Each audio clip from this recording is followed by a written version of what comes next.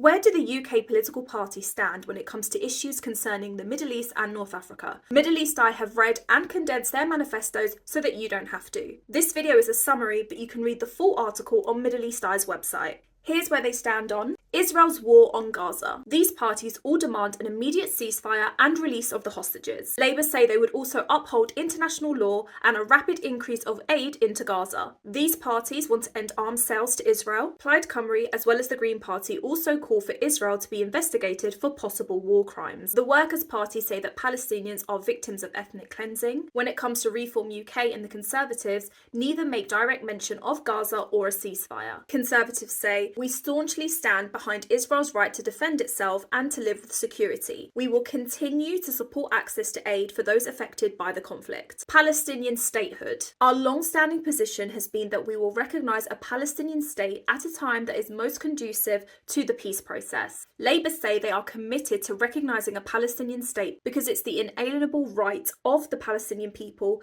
It is not a gift of any neighbour and is also essential to the long-term security of Israel, while the Greens call an end to the illegal occupation of Palestinian land. The Lib Dems want recognition of the independent state of Palestine with immediate effect and a two-state solution based on 1967 borders. The SNP says it will continue to call on the UK government to immediately recognise Palestine as a state. It's only the Workers' Party that believe there should be a one-state solution, in which all those born in Palestine, Israel can live in peace with equal rights. It also calls for the Palestinian right of return and the end of Israeli settlements in the West Bank. Reform UK does not mention Palestinian statehood in its manifesto. And what about the BDS movement? Conservatives say, "We will bring back our bill to ban public bodies from imposing their own boycott or divestment campaigns against foreign countries and territories." This issue is not mentioned by any of the above parties. But what about the rest of the Middle East? The Conservatives will continue to take action to prevent Iran and its proxies from attacking the UK and its partners. And when it comes to the Gulf, Conservatives will continue to seek closer ties with partners in the Gulf and the Middle East based on an appreciation of regional perspectives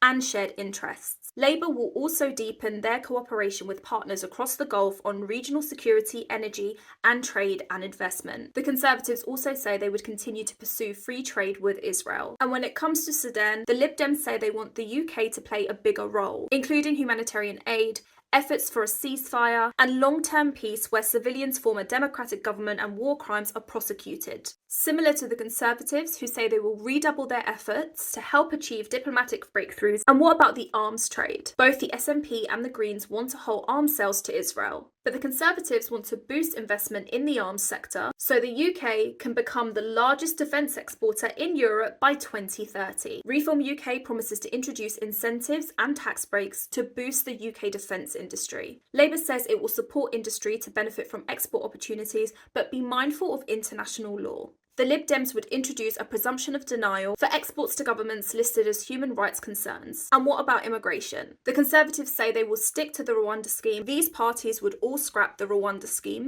Now, Reform UK say they'll detain migrants trying to reach the UK in small boats and send them back to France. They would also freeze all non-essential immigration and say that essential skills, mainly around healthcare, must be the only exception. The Lib Dems would provide safe and legal routes for refugees to avoid crossing the Channel, one of the world's busiest waterways. Labour focuses on blaming criminal smuggler gangs who operate the routes and would focus on creating a new body to arrest these gangs. They would also work with international partners to address the crises that are making people flee their homes. The Workers' Party say that UK foreign policy has been a key reason for the flow of asylum seekers and wants entry directed primarily at the protection of those most placed at harm by the operations of foreign state terrorism and war. But what about anti-Semitism and Islamophobia? The Conservative Party condemns anti-Semitism and what they call anti-Muslim hatred. Labour will introduce measures to ensure full rights to equal pay for people from ethnic minorities. They will also increase the monitoring of anti-Semitic and Islamophobic hate. The Workers' Party say that a stand against Israel is a stand for the Jewish people and opposes anti-Semitism. They will also address the neglect and weaponization of Islamophobia. Reform UK's manifesto says it will stop Sharia law being used in the UK. And finally, policing and free speech. The Conservatives would give police greater power, taking into consideration cumulative impacts of protests and regular guidance on the statements, chants, or symbols. Protests would be banned outside schools and teachers protected from accusations of blasphemy. They will also build on recent laws, including redefining what extremism is. Reform UK would change the definition of what a hate crime is. And finally, Plaid Cymru supports non-violent protests and opposes recent anti-protest legislation.